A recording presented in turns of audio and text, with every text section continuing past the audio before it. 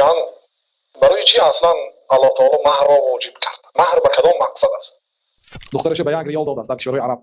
اون زمان به 1 ریال 1 پپسی میدادن، 1 پپسی بانیچی. بعد اون داماد هر بار این زنه که پپسی گفته خطاب میکرد از همسرش. برای اینکه مهرش 1 ریال بود، به 1 ریال پپسی میداد.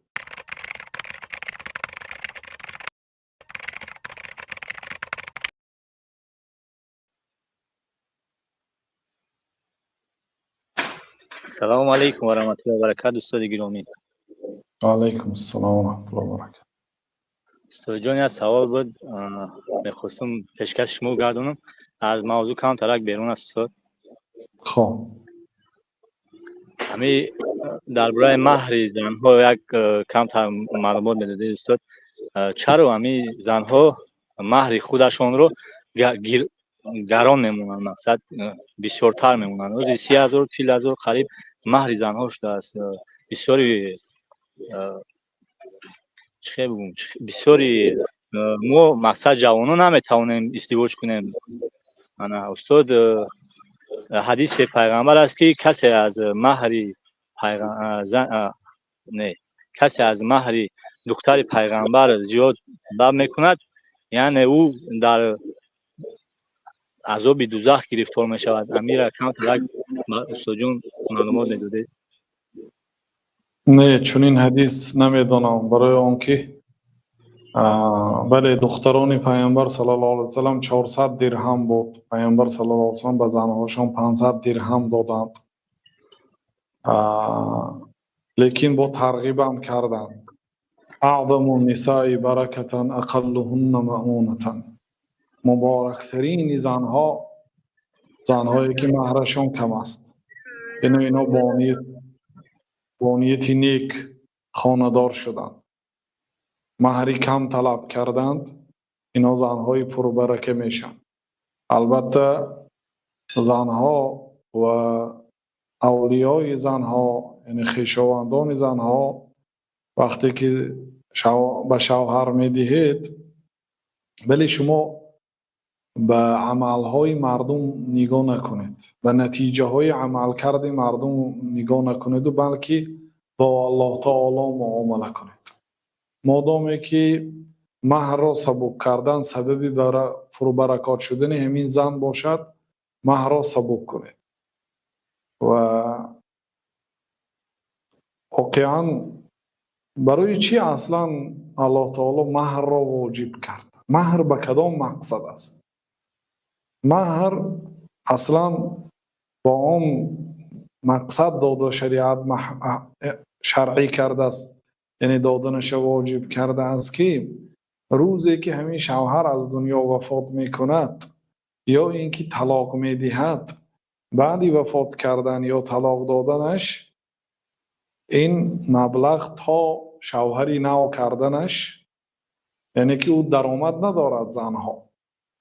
زنها وظیفه هاشون اصلا نشستن در خانه هست و تربیه فرزندها و خدمت شوهر است. و شریعت نفقه زن رو بر بالای شوهرش مانده است. تا روزی شوهر کردنش نفقش بر ذمه پدرش است. وقتی که شوهر کرد نفقش بر ذمه شوهرش است. وقتی که شوهرش مرد یا طلاق داد، از حساب همان مهر زندگی میکند. بنابراین بیشتر در جاهای ما یا در جاهای قدیم در کشورهای عرب هم طلا میدادن، انگشترین طلا. چون که طلا غالبا نرخش نمیفراید و غالبا که بی پول که ما همون طلا رو میفروشد زندگیش میبیند. این با همین مقصد است. یا زن مثلا با مقصدی که امید میکند که از شوهرش جدا نمیشد، امید میکند که الله تعالی به عمر آنها برکت میدهد، شوهرش هم که مرد علاقه فرزندهاش انشاءالله نفقش بر ذمه فرزندها است و غیر از این توکل به الله دارد که رزق دهنده الله است. اگر شوهرم وفات کند، اگر مرا طلاق دهد، رزق دهنده من الله است. گفته توکل به الله کند و مهر کم کند، او زنی مبارک میشد. یک آدم با همین مقصد آدمی پولدار بوده است، دخترش به 1 ریال داده است در کشورهای عرب. اون زمان به 1 ریال 1 پپسی میدادن، 1 پپسی بانیچی. بعد اون داماد هر بار این زنه که پیپسی گفته خطاب میکرده از همسرش، برای اون که مهرش یک ریال بود و 1 ریال پیپسی میداد. اون وقت حال 3 ریال شده است. خلاصه بعد یه روز اون دختر نزد پدرش شکایت میکند که برای چی مهری من کم کردید و من پیپسی گفته لقب مانده است، لقب من پیپسی هست میگه. بعد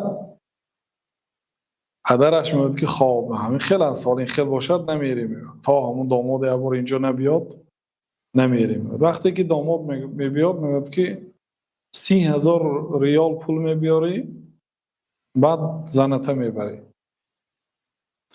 صاحب سیاست بود است دیگه، می یک جمله کتی میرد 30,000 ریال میبیاره. بعد میگه که 20,000 دیگه با میبیاری بعد میگیری. اکنون این بیچاره داماد 20,000 ریال دیگه بیارد نبیارد، هم به زن میسوزد نه هم به 30,000 ریال میسوزد. میرد با 20,000 ریال دیگه جمع کرده میآید. با میگن که با 10,000 ریال دیگه میبینی آخری کلام است. بعد همسرت میگیری میبری. 20 جمع 30 50 جمع میده 60,000.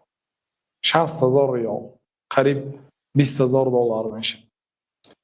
خلاصه میبیارد بعد گرام میره. بعد بعد چند وقت زنک میگه که چی میگود من پیپسی نمیگویی دیگه.